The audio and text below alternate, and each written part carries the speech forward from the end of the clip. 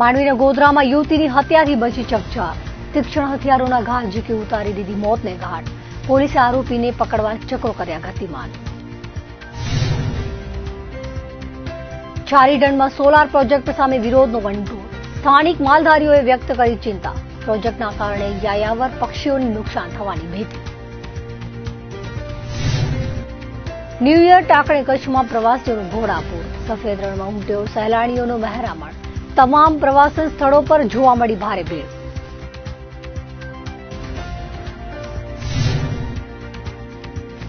વર્ષના અંતિમ દિવસોમાં કાતિલ ઠંડીના ભરડામાં સપડાયું કચ્છ. ડંખીલા વાયરાથી ઠંડીની ધાર બની તીક્ષ્ણ. ઠારના સામ્રાજ્યના પગલે જનજીવન પ્રભાવિત.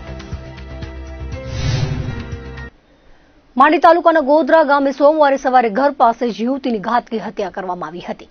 આ ઘટનાથી ભારે ચકચાર ફેલાઈ ગઈ છે. પ્રાપ્ત વિગતો મુજબ માંડવી તાલુકાના ગોધરા ગામે આજે સવારના અરસામાં બનાવ બન્યો હતો. ભોગ બનનાર યુવતી હોસ્પિટલમાં કામ કરે છે અને આજે સવારે નોકરીએ જવા માટે ઘરેથી નીકળી હતી.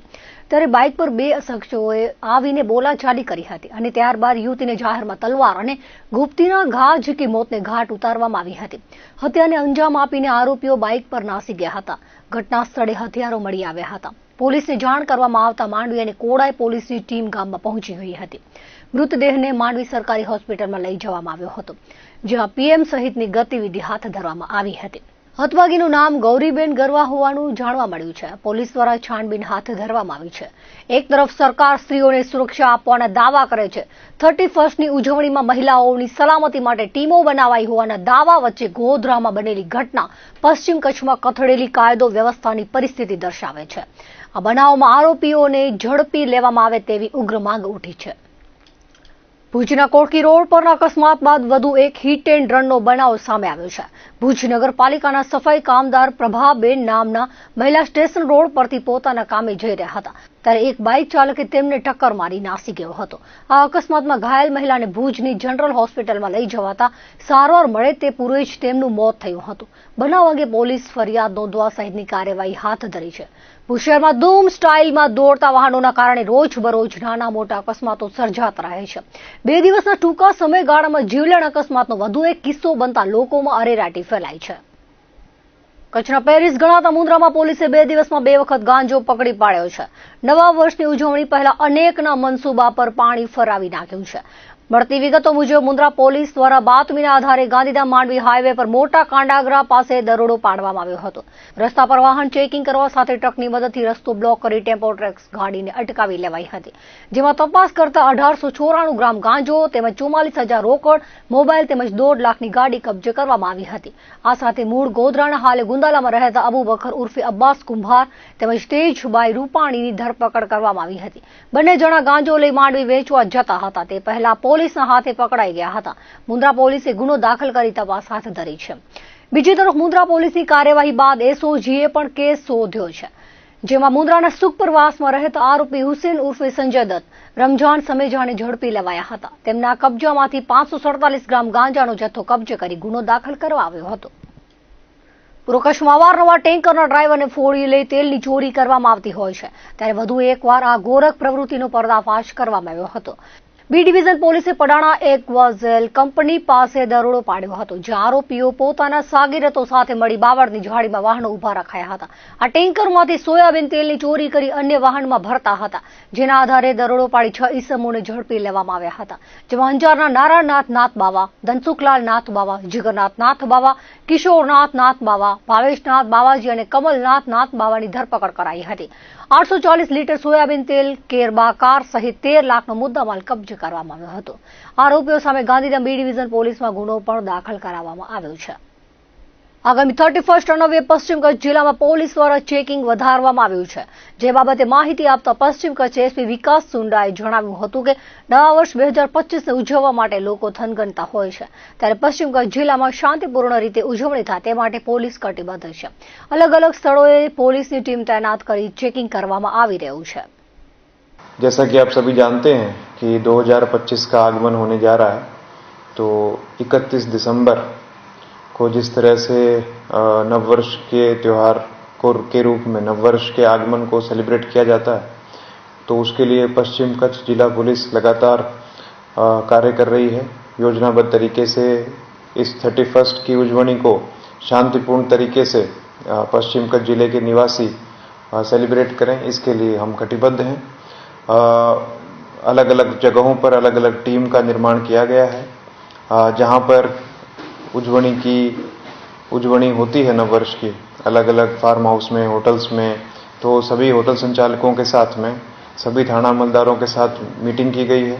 उन्हें पूर्व में किसी भी प्रकार की कायदे और व्यवस्था से संबंधित घटनाओं के बारे में अवगत कराया गया है और क्या क्या प्रिकॉशनरी मेजर्स उनको लेने चाहिए उसके बारे में भी उनको अवगत कराया गया है।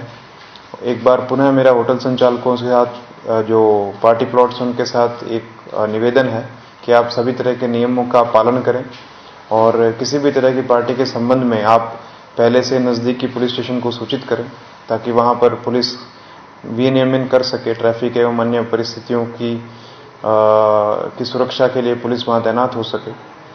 इसके अलावा व्हीकल चेकिंग के लिए वाहन चेकिंग पॉइंट्स और अलग अलग जगह पर एंट्री एंड एग्जिट पॉइंट्स पर बैरिकेड्स के साथ व्हीकल चेकिंग की जाएगी और ड्रिंक एंड ड्राइव के किसी भी मामले को पूरी गंभीरता से लिया जाएगा।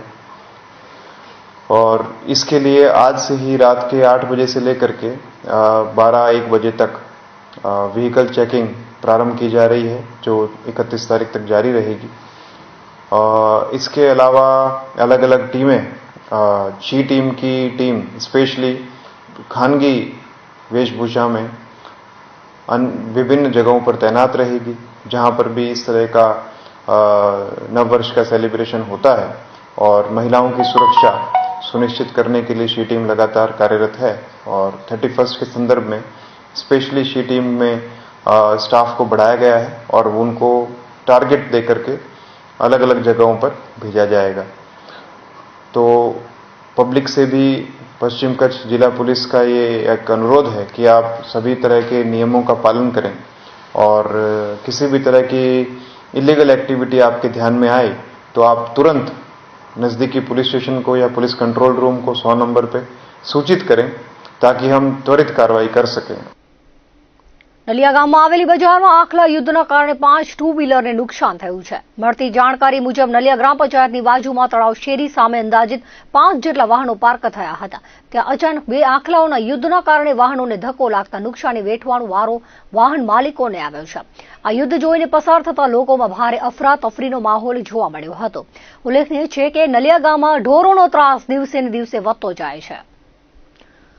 આદિપુરમાં સંતોષી માતા સર્કલ પાસે મિત્રને બોલાવી 2 યુવાન પર છરી વડે જીવલેણ હુમલો કરાયો હતો, જેમાં હત્યાના પ્રયાસની કલમો તળે ગુનો દાખલ કરવામાં આવ્યો હતો। આરોપી મનીષ ઉર્ફે મનીયો મુલચંદાણીને પોલીસે ઝડપી લીધો હતો। આદિપુર પોલીસ દ્વારા આરોપીની સરભરા કરી સરઘસ કાઢવામાં આવ્યો હતો। એસપી સાગર બાગમાની સૂચનાથી પીઆઈ ડીજી પટેલ સહિતના જોડાયા હતા।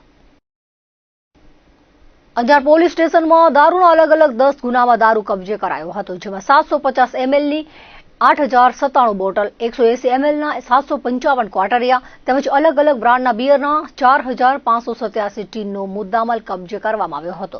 આ મુદ્દામાલનો કોર્ટમાંથી પરવાનગી મેળવી નાશ કરાયો હતો। અંજાર પ્રાંત અધિકારી, ડીવાયએસપી, પીઆઈ અને નશાબંધી અને આબકારી અધિકારી સહિતની હાજરીમાં દારૂનો નાશ કરાયો હતો। એક સાથે 52 લાખના દારૂ પર રોલર ફરાવી દેતા અનેક પ્યાસીઓને બ્રેકઅપ જેવો આઘાત લાગ્યો હતો। 31 અનુસંધાને કચ્છના પ્રવેશ દ્વાર આડેસર અને સુરજબારી ચેકપોસ્ટે ચેકિંગ સઘન બનાવાયું છે। હાલમાં પ્રવાસન માટે ગુજરાત ઉપરાંત મુંબઈ, મધ્યપ્રદેશ, ગોવા, કર્ણાટક, આંધ્રપ્રદેશ સહિતના રાજ્યોમાંથી વાહનો આવી રહ્યા છે, ત્યારે ચેકિંગ સઘન બનાવાયું છે। સામખિયાળી પીઆઈ વીકે ગઢવીએ જણાવ્યું હતું કે ચેકપોસ્ટ પર તમામ વાહનોનું ચેકિંગ કરાઈ રહ્યું છે। આડેસર પીઆઈ જયરાજ સિવાડાએ જણાવ્યું હતું કે અન્ય માલસામાનની આડમાં નશીલા પદાર્થો ન ઘૂસે તે માટે ચેકિંગ કરવામાં આવી રહ્યું છે। કચ્છનું છારીદંડ એ કુંજ જેવા રૂપકડા યાયાવર પક્ષીનું આશ્રય સ્થાન છે। દર વર્ષે હજારો કિલોમીટરની લાંબી યાત્રા કરી રૂપકડા પક્ષીઓ કચ્છના મહેમાન બને છે। આ પક્ષીઓ માટે છારીદંડ પ્રજનન માટેનું આદર્શ સ્થળ છે। આ વિસ્તારના એનટીપીસીઆરનો સોલાર પ્રોજેક્ટ સ્થાપવાની પ્રક્રિયા હાથ ધરવામાં આવતા છેલ્લા 1 વર્ષથી ચારીદંડ વિસ્તારના પર્યાવરણ પ્રેમીઓ, જીવદયા પ્રેમીઓ, માલધારી સમુદાય અને જાગૃત કચ્છવાસીઓ તેનો વિરોધ કરી રહ્યા છે. ગત વર્ષે ચારીદંડમાં સબકો સન્મતિ દે ભગવાન રૂપે એક કાર્યક્રમ યોજવામાં આવ્યો હતો. આ વિસ્તારની વિવિધ ગ્રામ પંચાયતો, સ્વૈચ્છિક સંગઠનો, જાગૃત નાગરિકો દ્વારા વર્ષભર સુધી વિવિધ મોરચે રજૂઆત છતાં સરકાર તરફથી સોલાર પ્રોજેક્ટની મંજૂરી રદ કરવાનો નિર્ણય ન આવતા હવે સ્થાનિકો દ્વારા જરૂર પડે અદાલતના દ્વાર ખટખટાવવાનો નિર્ણય લેવામાં આવ્યો છે. આ અંગે ભુજની વિરામ હોટલ ખાતે ચારીદંડના સ્થાનિક આગેવાનો, માલધારીઓ અને પર્યાવરણ પ્રેમીઓ દ્વારા પ્રેસ કોન્ફરન્સનું આયોજન કરાયું હતું. આ વેળાએ મીડિયા સાથેની વાતચીતમાં નિરોણાના સરપંચ નરોત્તમભાઈ આહિરે જણાવ્યું હતું કે સરકાર કે વિકાસનો કોઈ જ વિરોધ નથી, પરંતુ પ્રકૃતિના સંરક્ષણ માટેની આ લડાઈ છે. વિકાસ જો વિનાશનું માધ્યમ બને તો વિરોધ સ્વાભાવિક જ છે. ચારીદંડ વિસ્તારમાં લાખો પક્ષીઓ વસવાટ કરે છે. પવનચક્કીઓ અને વીજ પોલ કે વીજ રેસાઓ રૂપકડા પક્ષીઓના સામૂહિક મોતનું કારણ બને તેવી ભારોભાર સંભાવના છે.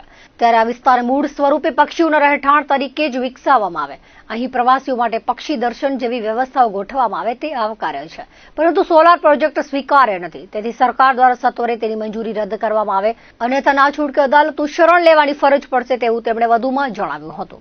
અમારા વિસ્તારની અંદર ચારીદંડ જે છે એ વિસ્તાર ખૂબ પ્રચલિત છે. લોકો દેશ અને દુનિયામાંથી અહીં આવે છે. ખાસ કરીને કુંજ પક્ષી જે છે એ પણ આવે છે. તો દેશ વિદેશમાંથી થઈને આ વિસ્તારને પ્રજનન તરીકે એમણે સ્વીકાર્યું છે અને અહીં નરને માદાની જોડી હોય છે. એક કદાચ મૃત્યુ પામે તો બીજો એના વિયોગમાં મૃત્યુ પામે છે. આટલી મહાન આ પ્રકૃતિને સાચવવા માટે કરી અને અહીં અમે સૌ સરપંચો, આજુબાજુના વિસ્તારના માલધારીઓ, પશુપાલકો ભેગા થયા છીએ. ત્યારે અમારી એક જ માંગણી છે કે આ પ્રકૃતિને સાચવી રાખવી અને સરકારમાંથી જે આવતું આ એનટીપીસીઆર કંપનીનો સોલાર પ્રોજેક્ટ છે એ રદ થાય કોઈ પણ હિસાબે. કારણ કે પક્ષીઓ લાખોની સંખ્યાની અંદર ઉડતા હોય છે, ત્યારે કોઈ પવનચક્કી છે, વીજ તાર છે કે કોઈ થાંભલો છે, એની અંદર એને ખ્યાલ નથી હોતી કે આની અંદર કેટલું પાવર હોય છે. માટે જે ઉડતા આકાશ મરખે લાખોની સંખ્યાની અંદર જે પક્ષીઓ આવશે તો એનો એક જાટ કે અસંખ્ય પક્ષીઓનો મોત થશે. માટે આ વિસ્તારને એના વિસ્તાર તરીકે રહેવા દો અને એ પ્રકૃતિનો વિકાસ થાય અને એનું વિનાશ ન થાય એ બાબતે અમે આજરોજ ભેગા થયા છીએ. અને આવનારા દિવસોની અંદર આ ખરેખર જો આ પ્રોજેક્ટ રદ નહીં થાય તો અમારી કોર્ટમાં પણ જવાની તૈયારી છે. અમને સરકાર તરફથી કોઈ વિરોધ નથી, કોઈનાથી વિરોધ નથી, પરંતુ પ્રકૃતિ જે છે એ રહેવા દો અને પ્રવાસીઓ અહીંયા આવે છે તો આ સ્થળને વધારેમાં વધારે વિકાસ થાય એ તરફની અમારી માંગણી છે. ગયા વર્ષે પણ અમે ત્યાં ચારીદંડ મુકામે એક સબકો સન્મતિ દે ભગવાન એવી સદબુદ્ધિ આપે એ પ્રકારનો કાર્યક્રમ કર્યો હતો. અમારી સાથે પક્ષીવિદ, પર્યાવરણ પ્રેમીઓ પણ ઘણા બધા જોડાણ હતા અને 1 વર્ષ થયો, પરંતુ હજુ સુધી અમને કોઈ એવો અભિપ્રાય એવો આપવામાં આવ્યો નથી કે ભાઈ રદ થશે કે નહીં. આજે પણ 19 ગ્રામ પંચાયતોમાંથી તમામ સરપંચ અથવા તો સરપંચો નથી આવ્યા તો મહિલા સદસ્યો એના પ્રતિનિધિઓ જે છે એ પણ આવ્યા છે અને સરપંચ નથી આવ્યા તો એના પ્રતિનિધિઓ પણ આવ્યા છે. તો અમારી બધાની માંગણી છે કે આ પ્રોજેક્ટ કોઈ પણ હિસાબે રદ થાય અને અમને કોઈ ઉગ્ર આંદોલન અથવા તો કાયદો હાથમાં ન લેવો પડે એ પ્રકારની અમારી માંગણી છે.